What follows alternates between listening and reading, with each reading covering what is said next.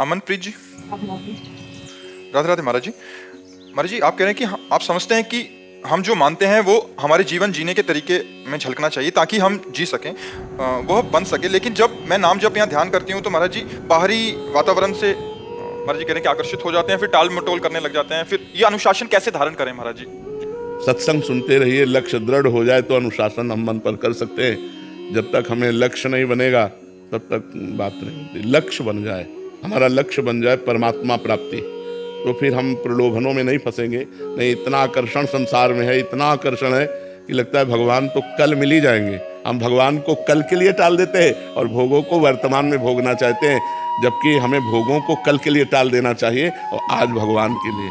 काल करे सो आज कर, आज करे सो अब, पल में परलय होएगी बहुरी करोगे कब। तो भगवान को हम इतना सस्ता समझते हैं कि हम कल परसों के लिए टाल देते हैं। और जबकि सोचो, जिसकी कृति में इतना आकर्षण है, प्रकृति है ना, कृति माने रचना, जिसकी रचना में इतना आकर्षण है, वो स्वयं कितना सुंदर होगा, वो स्वयं कितना आकर्षणकारी होगा। अगर वो एक झलक दिखा दे तो हम बावरे बन जाए, और वो भी पर्दे में है। कभी कभी तो गुस्सा लगता है, इतना छुपे रहते हो। कोई भजन करना चाहे थोड़ा मुस्कुरा के प्रकट हो जाए, वो पागल हो जाएगा, उसे संसार अच्छा नहीं लगेगा। कहीं लक्ष्मी में, कहीं स्त्री में, कहीं पुरुष में, कहीं ना कहीं हमारा आकर्षण हो जाता है इस माया में, और फिर हम भूल जाते हैं प्रभु को। प्रभु कई बार जो है, प्रभु से झगड़ा भी मन करता है, यार तुम्हारा क्या कुछ घाटा हो जाएगा क्या, भाई कुछ कमी हो जाए तो हो जाए, थोड़ा सा मुस्कुरा दो, थोड़ा सा सामने आ जाओ तो हमारा रास्ता बन जाए कि हम उसी मुस्कुराहट का ध्यान करके जी सके। अब सुन रहे हैं केवल, यही तो कठिन बात है कि भगवान सामने दिखाई नहीं देते और भोग सामने दिखाई देते हैं। तो इसीलिए भगवान से प्रेम होना थोड़ा कठिन लग रहा है, और अगर हो जाए तो इस माया पर विजय प्राप्त कर ले जाए। अगर ये माया का पर्दा हटाकर एक बार, तो फिर जिसने एक बार देखा वो फिर और कुछ देखने लायक नहीं रहा।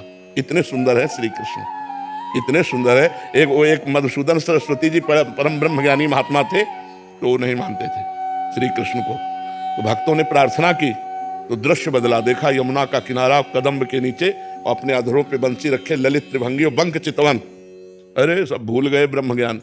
और उन्हीं का ये श्लोक है, वंशी विभूषित करान नव नीरदाभात, पीताम्बरा दरुण बिंब फलाधरोष्ठात, उर्णेन्दु सुंदर मुखादरविंद नेत्रात, कृष्णात किमपि परम तत्व महम न जाने। कृष्ण से भी बढ़कर कोई परम तत्व अब मैं नहीं जानता। ऐसे तो ये है, भगवान शंकर के ध्यान में प्रकट हो जाएं तो भगवान तांडव करने लगते हैं, आनंद में मस्त होकर के शिव। ऐसे तो श्री कृष्ण सुंदर है।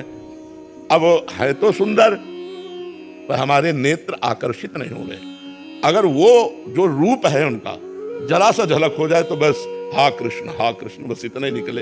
अब पता नहीं कौन से दिन का इंतजार कर रहे हैं। देखो, हमें प्यार चाहिए, हम सबको प्यार चाहिए। आप हृदय से देखो, हम सबको प्यार चाहिए।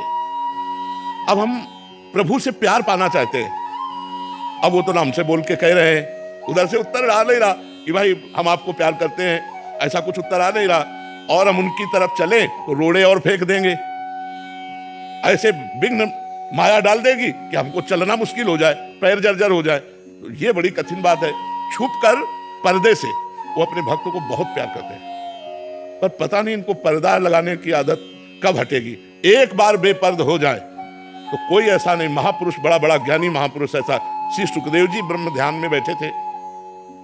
भगवान व्यास देव जी जब ये प्रकट होकर चले श्री सुखदेव जी, तो पुकारा, एक बार भी मुड़कर नहीं देखा, व्यास देव जी की तरफ नहीं देखा।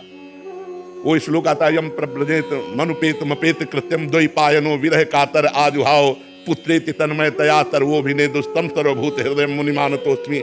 हा पुत्र भगवान व्यास देव जी पुकार रहे, लेकिन सुखदेव जी ने नहीं देखा। अब सोचा कि ऐसे विरक्त परम हंस को श्रीमद् भागवत जरूर यही सच्चे अधिकारी हैं।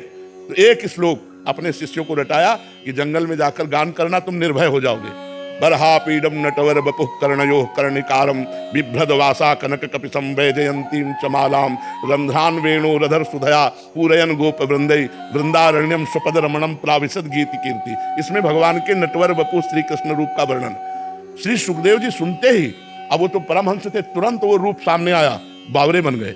18,000 श्लोक भागवत के कंठस्थ किए।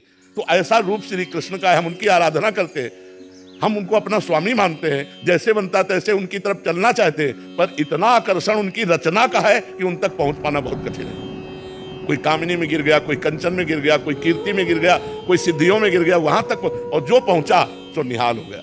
भगवान थोड़ा हमको मजबूत करना चाहते हैं, इसलिए छुपे हुए हैं, हमारे बीच में ही है, कण कण में है, तो हम में भी है, आप में भी है, सबके भी।